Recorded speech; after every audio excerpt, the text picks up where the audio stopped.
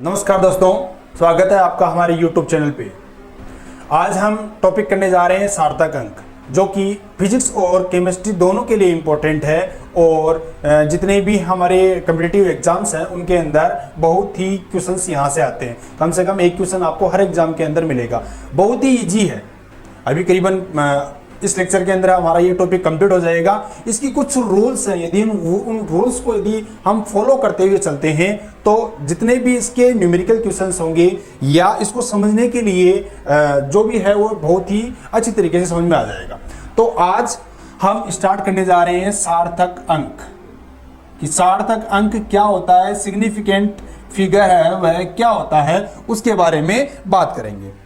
देखो, सार्थक अंक, सिग्निफिकेंट फिगर, सार्थक अंक यह एक हिंदी का वर्ड है। सार्थक का मीनिंग होता है कि जो पूर्ण रूप से परिपूर्ण हो, मीन्स खुद अपने आप किसी ना किसी के चीज के बारे में पूर्ण रूप से एक्सप्लेन करता है, उसे क्या कहते हैं, सार्थक कहते हैं। अंक अंक होता है, ठीक है। तो सिग्निफिकेंट फिगर का मीनिंग क्या हुआ कि जो भी हमें डिजिट्स दे रखे हैं उन डिजिट्स के अंदर कौन कौन से डिजिट मीनिंगफुल है, जिनको हम यूज में लेंगे तभी हमारा आंसर आएगा, उनको क्या कहते हैं, अपन सिग्निफिकेंट नंबर कहते हैं। या मेजरमेंट कर रहे हैं तो मेजरमेंट के अंदर यदि अपन मेजरमेंट किसी भी चीज का मेजरमेंट करेंगे तो उस मेजरमेंट में जितनी वैल्यूएबल है उसके बारे में बात होगी यहाँ पे, ठीक है। तो जो सिग्निफिकेंट नंबर है, सार्थक अंक है, इनके कुछ रूल्स है, उन रूल्स के बारे में बात करते हैं। तो सबसे पहला रूल नोट कर लीजिए इसे कि सभी अशून्य अंक सार्थक अंक होते हैं। पहला क्या नियम है कि जितने भी नॉन जीरो डिजिट हैं, नॉन जीरो डिजिट का मीनिंग क्या हुआ, 0 1 2 3 4 5 डॉट डॉट डॉट, इस जीरो को छोड़ करके बाकी सभी डिजिट्स होते हैं, वो सारे डिजिट्स क्या होते हैं, सार्थक अंक होते हैं, सिग्निफिकेंट फिगर होते हैं, सिग्निफिकेंट नंबर होते हैं। तो पहला नियम इसका कि सभी अशून्य अंक सार्थक अंक होते हैं। दूसरे नियम की बात करते हैं कि यदि हमारे पास में दो अशून्य अंकों के मध्य कोई अंक आता है तो वह क्या होता है, सार्थक अंक होता है। दो अशून्य अंकों के मध्य आने वाला शून्य भी सार्थक अंक होता है। देखो, मैं जो यहाँ पे टॉपिक्स इनके जो रूल्स है वो रूल्स लिखते जा रहा हूँ, इन रूल्स को आप नोट कर लीजिए। इन रूल्स से ही सारे सार्थक अंक है निकालने का प्रोसेस हमें पता चलेगा। तो दो अशून्य अंकों के मध्य आने वाला शून्य भी सार्थक होता है। मीनिंग क्या हुआ कि यदि हमारे पास में दो नॉन जीरो डिजिट है, उनके बीच में कोई जीरो आया है तो वह डिजिट भी क्या होगा, सार्थक अंक होगा, सिग्निफिकेंट फिगर होगा। पहले में देखो क्या लिखा है, सभी अशून्य अंक सार्थक होते हैं। इसका मीनिंग क्या हुआ कि शून्य क्या है, सार्थक अंक नहीं है। लेकिन दूसरी लाइन क्या कह रही है कि दो डिजिट है, उनके दो नॉन जीरो डिजिट है, उनके बीच में कोई जीरो आ रहा है तो वह भी क्या है, सार्थक अंक है। एग्जाम्पल करते हैं 1 0 2। तो देखो 1 क्या है, नॉन जीरो है, 2 भी नॉन जीरो है, यह जीरो है, तो यहां पर सार्थक अंक बताएंगे तो कितने होंगे, सार्थक अंक होंगे यहां पे 3। ओके, नेक्स्ट चलते हैं। नेक्स्ट इसका रूल है कि दशमलव वाली संख्याओं में अशून्य अंकों से दाहिनी ओर जितने भी जीरो डिजिट आते हैं वो सारे के सारे क्या होते हैं, सार्थक अंक होते हैं। तो नेक्स्ट लिखते हैं, देखो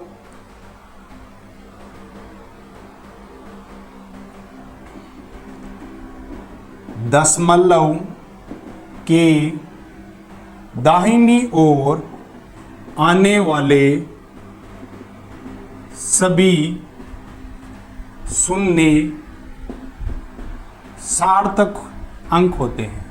क्या होते हैं, सभी अंक सार्थक होते हैं। देखो लाइन को समझो, दशमलव के दाहिनी ओर आने वाले सभी शून्य सार्थक अंक होते हैं। एग्जाम्पल से इसको बहुत अच्छी तरीके से एक्सप्लेन करेंगे अपन। एग्जाम्पल से ये बहुत ही अच्छी तरीके से समझ में आएगा कि जैसे मान लो यह आ गया 0.0036, ये हमें कोई एक डिजिट दे दिया।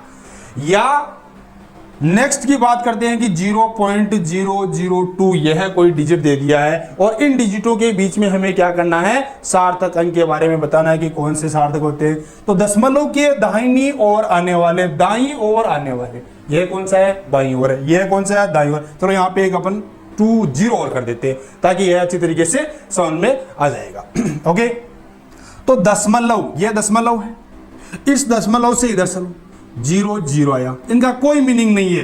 पहला नॉन जीरो डिजिट कहां से स्टार्ट हुआ, 3 से। इसके आगे के सारे जो डिजिट है वो काउंट कर लो, कितने, 2। तो यहां पर सार्थक अंक कितने होंगे, 2। आइए यहां पे 0.0020, तो यहां पे पहले दशमलव लगा हुआ है, तो दशमलव लगा हुआ है, तो जहां से नॉन जीरो स्टार्ट हुआ और दाहिने के पूरे अंक क्या होंगे, सिग्निफिकेंट नंबर होंगे। तो 20 कितने अंक हुए, 2। तो सार्थक अंक कितने हुए, 2 हुए। यहां पर सिग्निफिकेंट फिगर कितने हुए, 2 हुए। ओके, इसी के ऊपर अपन एक नेक्स्ट एग्जांपल करके देखते हैं कि मान लो हमारे पास में कोई डिजिट इस प्रकार से आए, 201.0 आ जाए, पॉइंट लगा हुआ है, जहां पे दशमलव लग गया, पॉइंट लग गया, तो क्या करना है, सबसे पहले बाईं ओर का नॉन जीरो डिजिट देखो।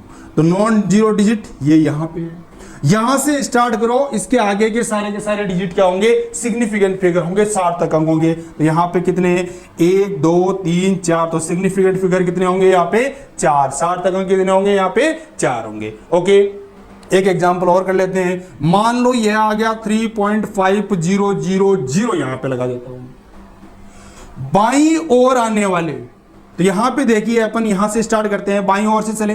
पहला नॉन जीरो डिजिट कहां से स्टार्ट हुआ, यहां से। इसके आगे के सारे जो डिजिट है वो क्या है, सारे सार्थक अंक है।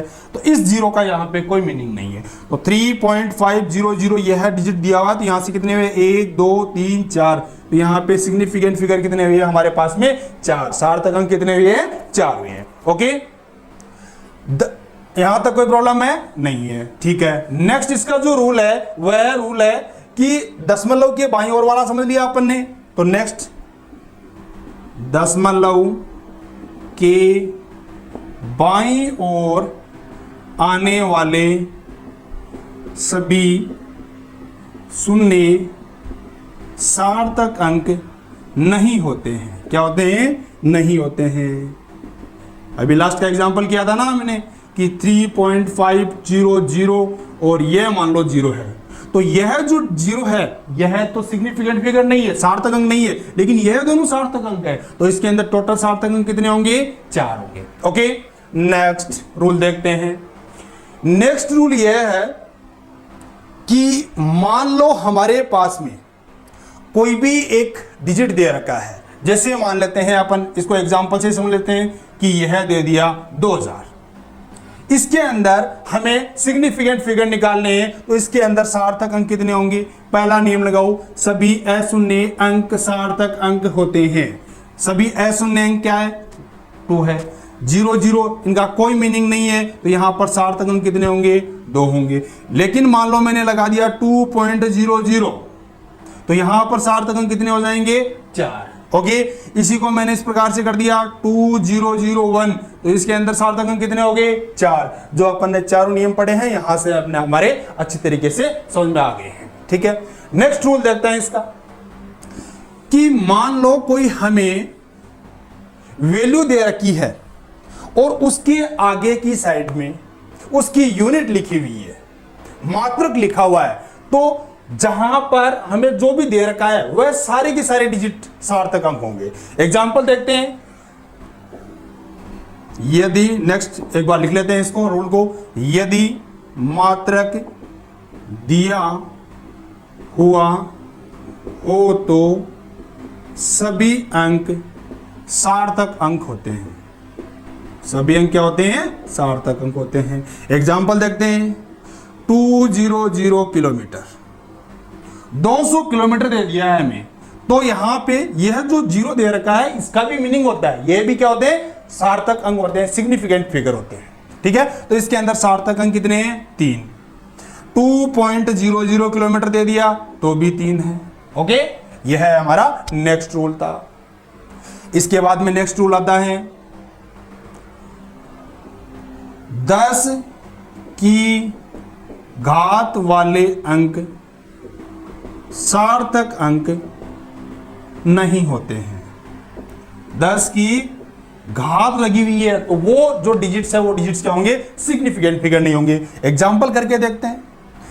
सार्थक अंक जो सिग्निफिकेंट फिगर हैं वो कभी भी इनसे समझ में नहीं आएगा। यदि जो जो अपन इसके रूल्स लिखते जा रहे हैं, इन रूल्स के साथ साथ में इनके एग्जांपल्स कर रहे हैं, एग्जांपल से ही पूरा अच्छी तरीके से एक्सप्लेन हो पाएगा। ठीक है, तो नेक्स्ट एग्जांपल क्या है, अपनी जो रूल है वो रूल क्या है कि 10 की घात वाले अंक सार्थक अंक नहीं होते हैं। मान लो हमें दे रखा है कि 2.50 या 2.5 इंटू 10 की पावर 3 दे दिया, 2.5 इंटू 10 की घात हमें 3 दे दिया है। तो यहां पर यदि सिग्निफिकेंट फिगर पूछता है अगला कि सार्थक अंक कितने हैं, तो देखो इसका कोई मतलब नहीं होता है, 10 की घात लगाई हुई है, कोई सेंस नहीं है सार्थक अंक के अंदर। वैसे तो होता है लेकिन सिग्निफिकेंट फिगर के अंदर कोई मीनिंग नहीं है। यहां पे 1 और 2, तो सार्थक अंक कितने हुए, 2।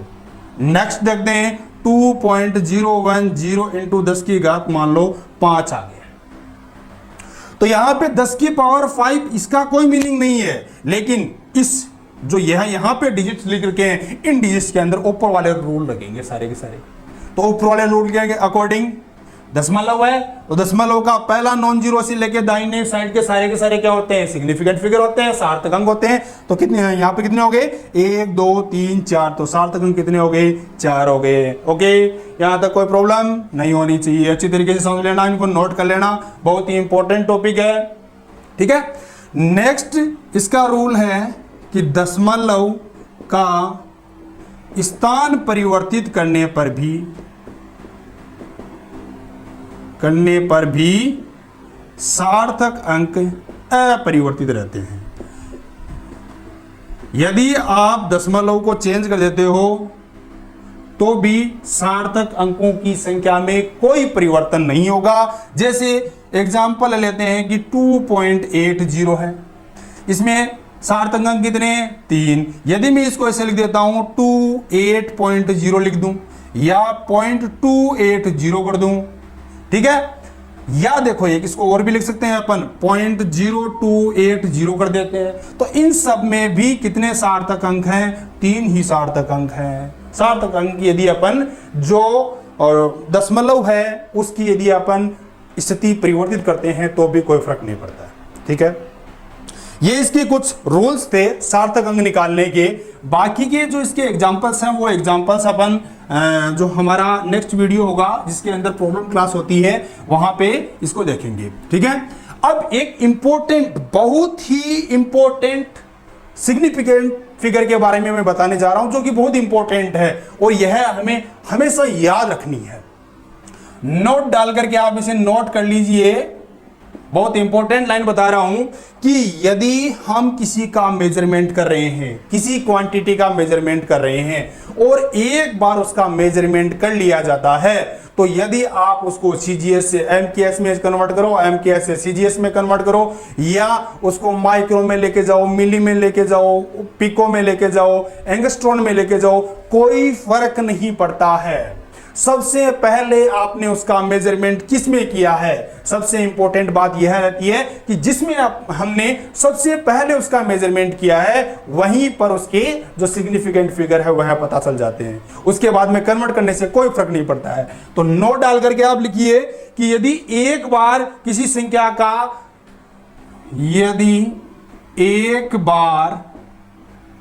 किसी राशि का मापन कर लिया जाता है और फिर उसके मात्रक परिवर्तित किए जाए तो सार्थक अंक अपरिवर्तित रहते हैं। बहुत ही इंपॉर्टेंट लाइन है। ठीक है, कि यदि हमने किसी क्वांटिटी का मेजरमेंट कर लिया है एक बार और फिर क्या कर रहे हैं, उसकी यूनिट चेंज कर रहे हैं, तो यूनिट चेंज कर सकते हो आप, बट सिग्निफिकेंट फिगर है वो चेंज नहीं होंगे। एग्जांपल देखते हैं। मान लो हमने क्या किया, किसी लंबाई का मेजरमेंट कर रहे थे, तो लंबाई का मेजरमेंट किया, वहां पे आया 85 मिलीमीटर। सबसे पहले हमने किसके अंदर मेजरमेंट किया? मिलीमीटर के अंदर मेजरमेंट किया है। रूल्स के अकॉर्डिंग 85 मिलीमीटर में सार्थक अंक कितने होंगे? 2। सार्थक अंक सिग्निफिकेंट फिगर कितने होंगे? 2 होंगे। अब इस मिलीमीटर को मैं सेंटीमीटर में कन्वर्ट करता हूं, 8.5 सेंटीमीटर। इस मिलीमीटर को अपन मीटर के अंदर कन्वर्ट करते हैं, 0.085 मीटर।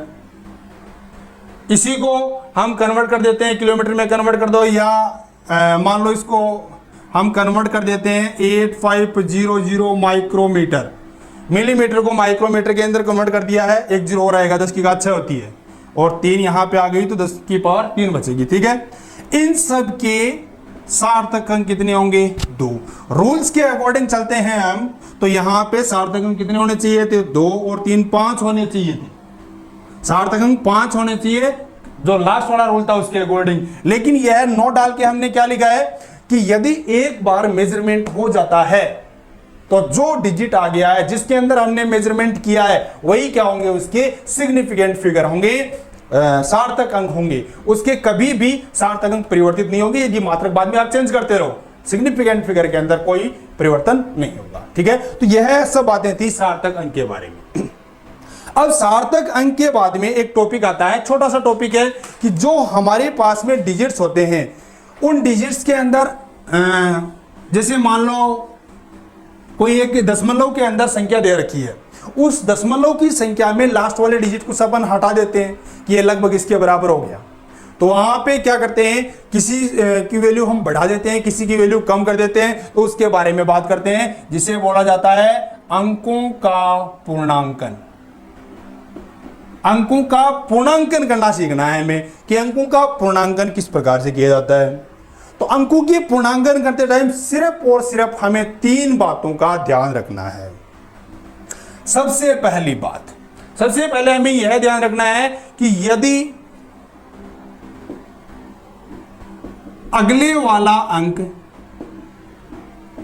5 से अधिक है तो पहले वाले अंक में 1 जोड़ा जाता है। देखो, अंकों का पूर्णांकन हम पढ़ रहे हैं, लेकिन क्यों पढ़ रहे हैं?